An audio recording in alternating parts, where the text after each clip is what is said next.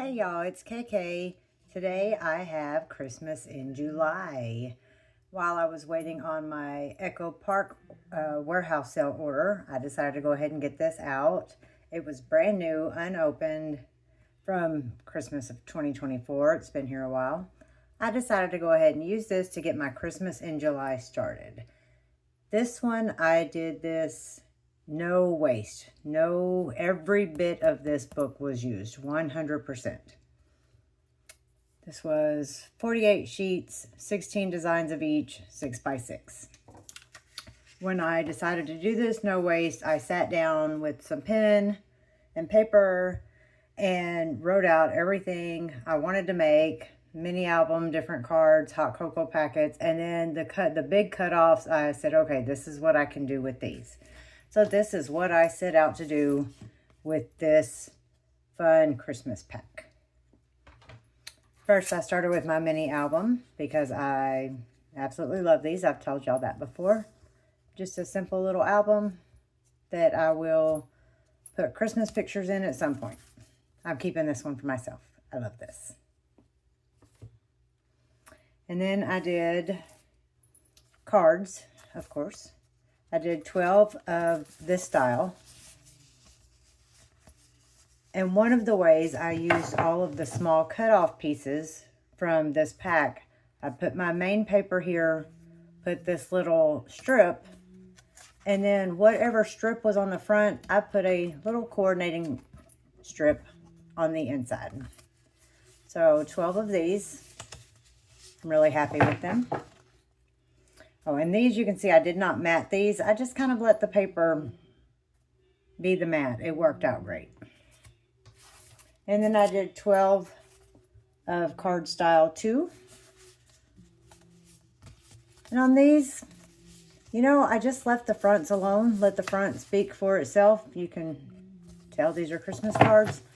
But on the inside, whatever paper I had here, I did mat these. Whatever paper I had here, I put a little piece on the inside and I stamped Merry Christmas in all of these. Simple and sweet.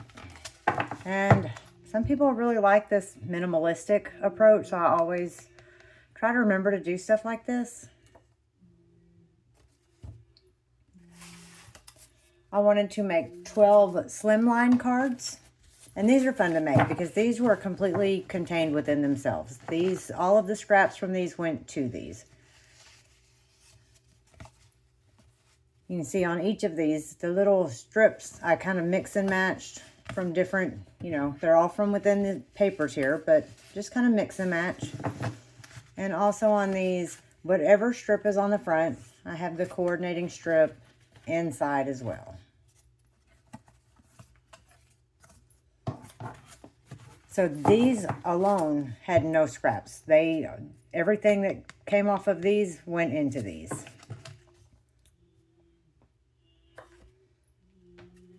I did 6 hot cocoa packets. Of course, they're not filled yet because, you know, it's a little too early.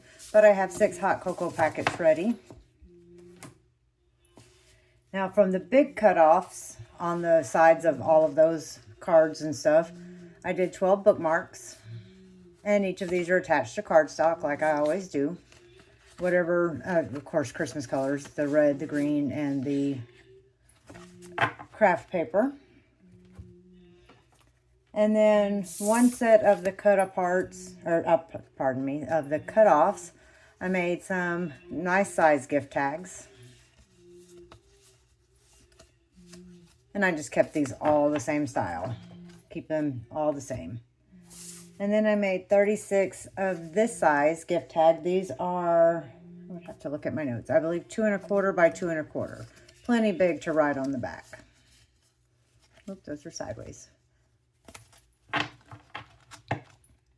But all of that had no scraps, no leftovers, no waste. And one of the ways I do that, when I decide I'm doing a zero waste, I have this little notebook that I keep all kinds of notes and dimensions and whatnot in that I can refer to, especially working around my special needs son. I get distracted, and even though I know these things, I can easily forget in a moment. So like this was one of the card styles I did, and it told me the sizes, so this makes it easier to help plan where you're putting what you're going to make for gift tags. So I had 2 of these. I don't have a drawing for the 3x6 mini card or slimline cards. I should probably put that in here at some point.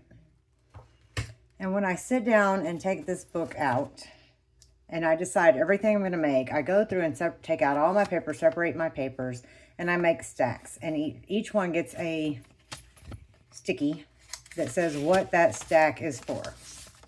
And even as I go through and cut each paper down, they stay in a separate stack with their sticky notes. So I know what is what. Like I said, I'm working around a special needs kid, and it is so easy to get distracted and forget what is what. And sometimes it takes me quite a while to finish a project. So these sticky notes are lifesavers. At the end of all of this, see, I don't like to keep scraps. I try to use as much scraps as I can, but I won't keep a bunch of little scraps.